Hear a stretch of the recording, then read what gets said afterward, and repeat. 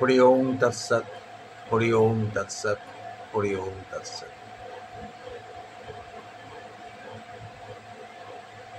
অমিত মুখার্জি বলছি আপনাদের কাছে।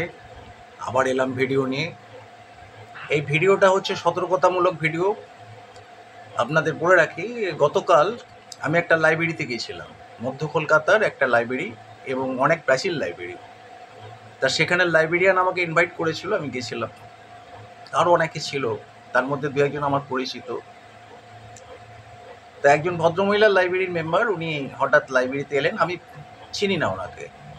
খুবই সোভার দেখতে, ভালো ঘরের একজন গৃহবধূ। তা আমার পরিচিতের মাধ্যমে ওনার সঙ্গে আলাপ হলো। তো উনি যখনই শুনলেন যে আমি এই সব আধ্যাত্মিক জগতে জড়িত, উনি বললেন, আপনি হাত দেখেন, আমার একজন হস্তরেখাবিদ দরকার। আমি দেখি, আমি ফোন নাম্বার দিয়ে দিলাম, আপনি আমার সঙ্গে যোগাযোগ করবেন, এইগুলো ওনাকে ফোন নাম্বার দিয়ে দিলাম। উনি হঠাৎ ওখানেই জোড়াজুড়ি করতে শুরু করলেন যে আমার হাতটা একটু দেখে দিন। এবার মুশকিল হয়ে যায় সব ক্ষেত্রেই এটা, যে মানুষ প্রাইভেসিটা পছন্দ করে না, কারণ প্রাইভেসি করতে গেলে পয়সা লাগবে। আমাকে জিজ্ঞেস করলেন যে আপনি প্রফেশনাল তো? আমি হ্যাঁ, প্রফেশনাল। কিন্তু সমাজ মাধ্যমে উনি আমার প্রফেশনাল ব্যাপারটা শুনলেন, কিন্তু ওখানেই আমাকে জোড়াজুড়ি করতে শুরু করলেন, হাতটা দেখুন, একটু হাতটা দেখুন। তা আমি দেখিনি, যাই হোক। কিন্তু আমি দেখলাম ভদ্রমহিলাকে নিরস্ত করা যাচ্ছে না। মানে উনি বারে বারেই আমাকে বলছেন, আমাকে একটু বলুন এই। কিন্তু আমি সবার সামনে আবার বলতেও পারছি না যে আপনার প্রাইভেট ব্যাপারটা সবার সামনে বলাটা ঠিক হবে না। এবার যাই হোক, লাস্টে আমাকে ওনাকে সান্ত্বনা দেওয়ার জন্য দু একটা কথা বলতেই হলো, বেশি না, 5% বলেছি। তারপরেই এক্সপ্রেশন দেখলাম, ভদ্রমহিলা হঠাৎ অবাক হয়ে গেলেন। অবাক হওয়ার পর ভদ্রমহিলা কী বলেন সেটা দেখার জন্য সমাজ মাধ্যম সব চোখ দিয়ে দাঁড়িয়ে গেল ভদ্রমহিলার এক্সপ্রেশন। আমিও দেখছি, আমার পরিচিতিরাও দেখছে। এইবার ভদ্রমহিলা অবাক হলেন। অবাক হওয়ার পর আস্তে আস্তে চোখ দিয়ে জল বেরোতে শুরু করলো। এই 5%-এর পর আমি দেখলাম যেহেতু আমার সাকসেস হয়ে গেছে, এবং ভদ্রমহিলা আরও আশা করছে আমি কিছু বলি, এবং আমি তখন আরও 5% উগড়ে দিলাম। এই 10% শোনার পর থেকেই ভদ্রমহিলা নিজের মুখ দিয়ে 50% বেরিয়ে গেল, একদম প্রাইভেট কথা, যেটা অন্যের শোনার কথা নয়। তা এটা ভদ্রমহিলার জোড়াজুড়িতেই হলো। এবার আপনাদের কাছে এটা আমার বলার ব্যাপার যে এবার এই সমাজ মাধ্যমে সব তো শুনে নিল ভদ্রমহিলার প্রাইভেট ব্যাপারটা। উনি এতদিন মেম্বার ছিলেন, ভালোই ছিলেন, কিন্তু যখনই সমাজ মাধ্যম শুনে নিল, এবার সমাজ মাধ্যম এগিয়ে এলো। আমার সঙ্গে যারা পরিচিতরা ছিলেন তাদের মধ্যে যুবক, যুবতী, বৃদ্ধ। এবার এক বৃদ্ধ তাকে কৃষ্ণ নাম শোনাতে শুরু করলেন। কথামৃত থেকে খানিকটা উনি যা যা খেয়েছেন আর কি, ঢেঁকুর তোলার মতো, কিছুটা কথামৃত, কিছুটা ওনার নিজের মৃত, নিজের মানে কথা, কিছু বাণী, কিছু জ্ঞানী, সব রকম দিতে শুরু করলেন। আধ্যাত্মিক ওনার যা যা উগড়াচ্ছে। আচ্ছা, আর এক ভদ্রমহিলা তাকে আবার রবীন্দ্রসঙ্গীত বললেন, আপনি গান শুনুন, এই শুনুন। মানে আমার হাত থেকে বেরিয়ে গেল, রেমেডিস আমার হাতে নেই। এবার ভদ্রমহিলা কী হলো, এবার অনেক জ্যোতিষীর পাল্লায় পড়ে গেল। এটা হয়। চায়ের দোকানে আপনি যদি বলেন আমার শরীর খারাপ করছে, দেখবেন আপনি অনেক কম্পাউন্ডারের হাতে পড়ে গেছেন। চায়ের দোকানে যতগুলো লোক আছে সব কম্পাউন্ডার, এমনকি চালও আপনাকে বলবে এই ওষুধটা খান। তো ব্যাপারটা এখানে ভদ্রমহিলা পড়ে গেলেন কি, ব্যক্তিগত ব্যাপারটা সমাজ মাধ্যমে উনি উন্মোচিত করে দিলেন। এবার ফলে উনি হয়ে গেলেন স্ট্রাইকার। এবার ওই স্ট্রাইকার দিয়ে লাল গুটি মারছে, ও সাদা গুটি মারছে ক্যারামের, ও কালো গুটি মারছে। তো এটা আমার দোষ না।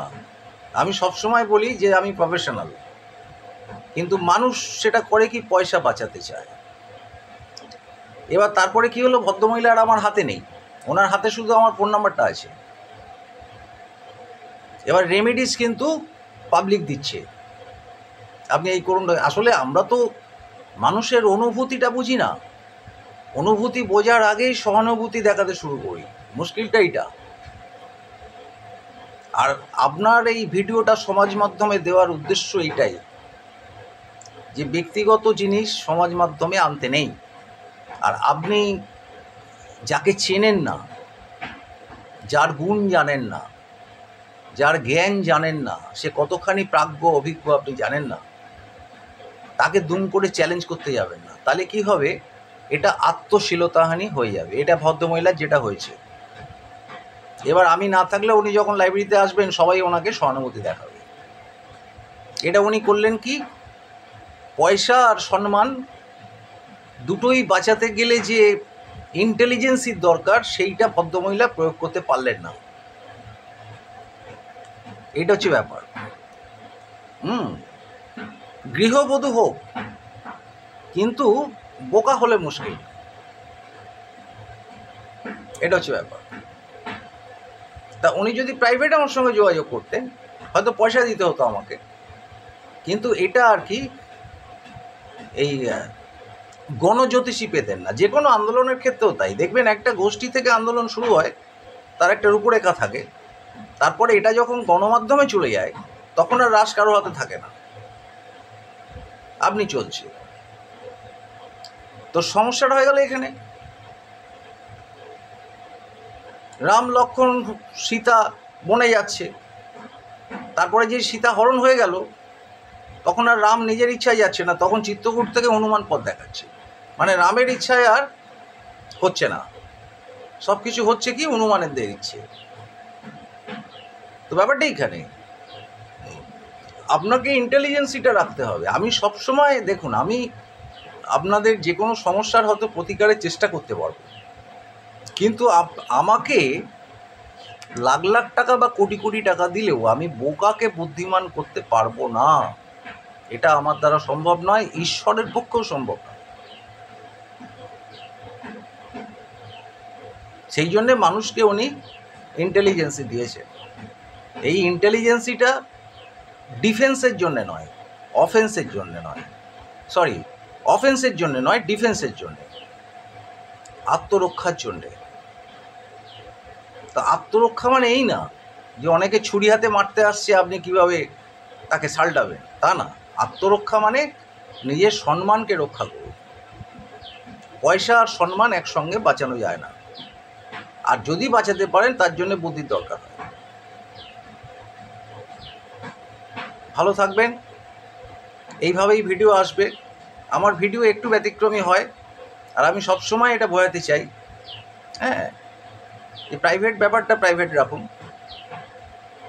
তার জন্যে আপনার সামর্থ্য অনুযায়ী অর্থ খরচ করুন, কিন্তু অর্থটাকে অনর্থর জন্য খরচা করবেন না। অর্থ যেন আপনার জীবনে অনর্থ নিয়ে না আসে।